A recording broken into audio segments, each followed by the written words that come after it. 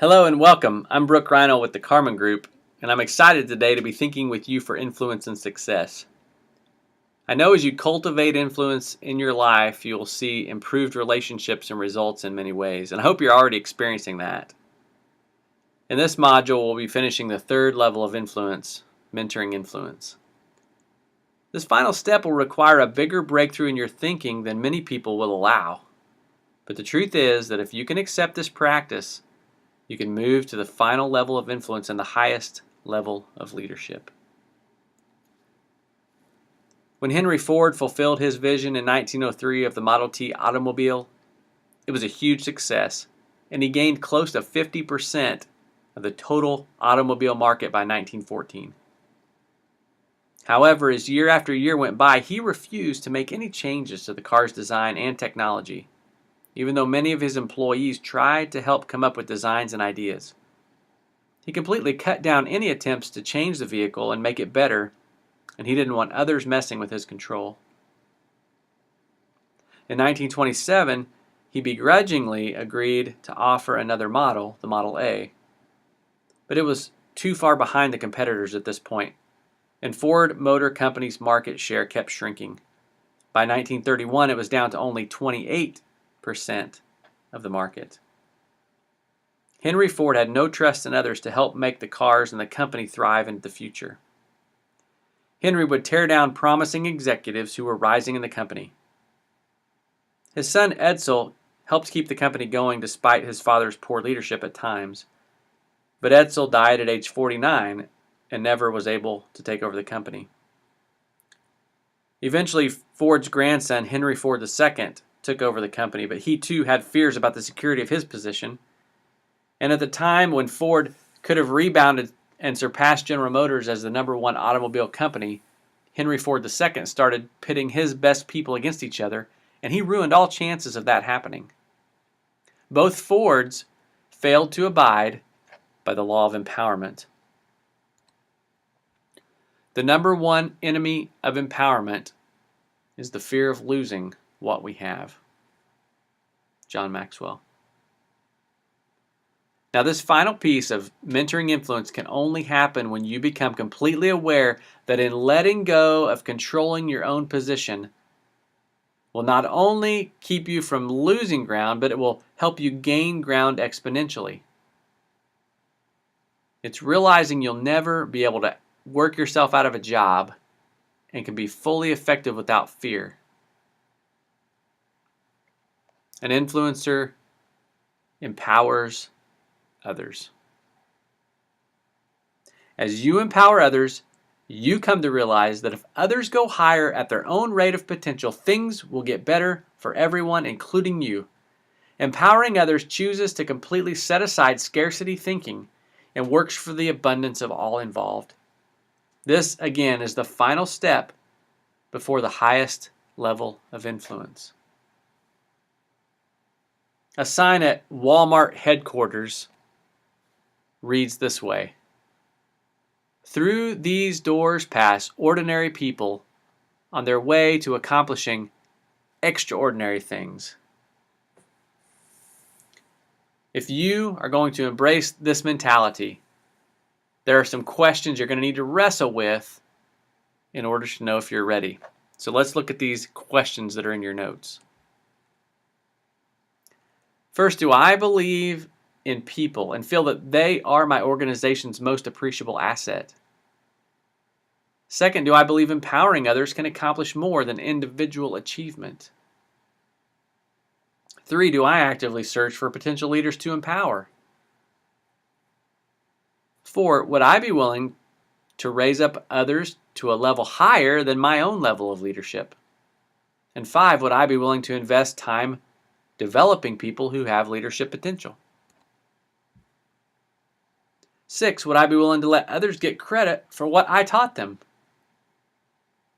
7, do I allow others freedom of personality and process, or do I have to be in control?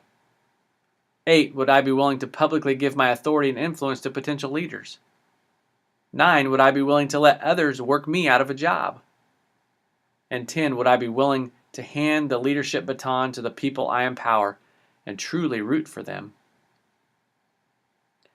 Please understand that when you empower others, you can never repay them for what they do for you. They free you to invest in your strengths, and they empower you to go higher just as you are helping them gain more in their lives. It's a two-way street. Think about these empowerment decisions that John Maxwell has used and that you and I can use as well. The first one is this: determine not to know everything. When you determine not to know everything, the bottleneck ends here. Because if you know everything, it becomes clutter that keeps you from getting work done. Second, determine not to know everything first. The ego ends here. This should show you that those closest to the issue need to be solving the problem. And when you empower others and a problem does get to you, you know it's only 1 out of 10, and it's a doozy if it made it to you.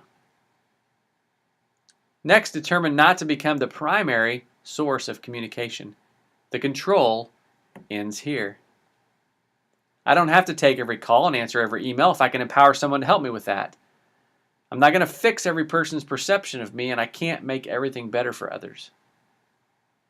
So I determine not to become the primary source of communication. Next, determine to let someone else represent me. The suspicion and fear end here. I don't assume others I empower will misrepresent me or malign my name and work. Finally, determine to stay with my strengths. The superhero mentality ends here. I let others do all the things I don't have to do, and I focus on a few things that I have to do.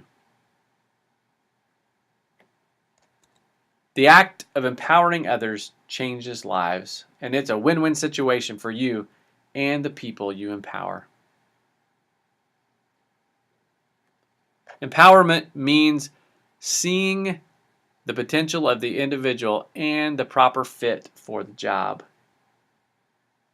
It means saying words that encourage, equip, and empower the person.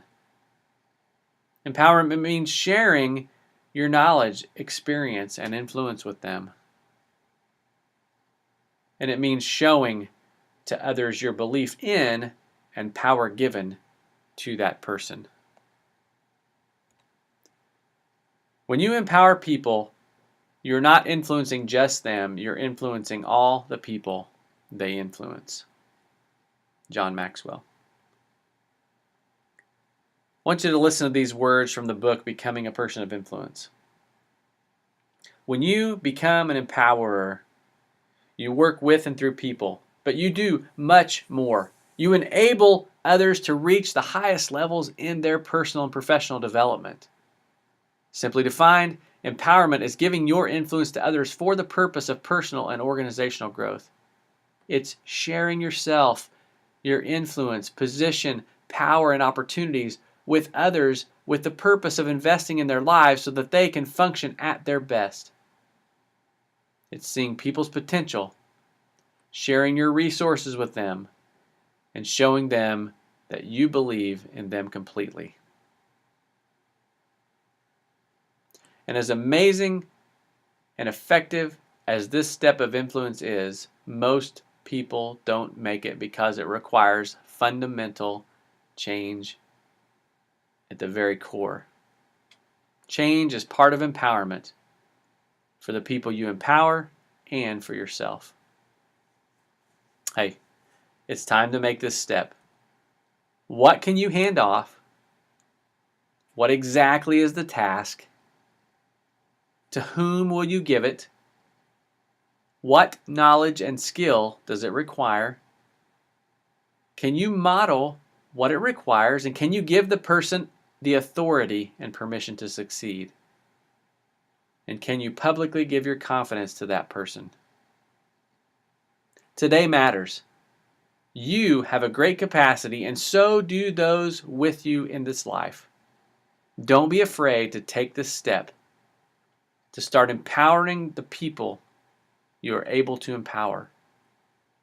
It's been my joy to think with you today for influence and success.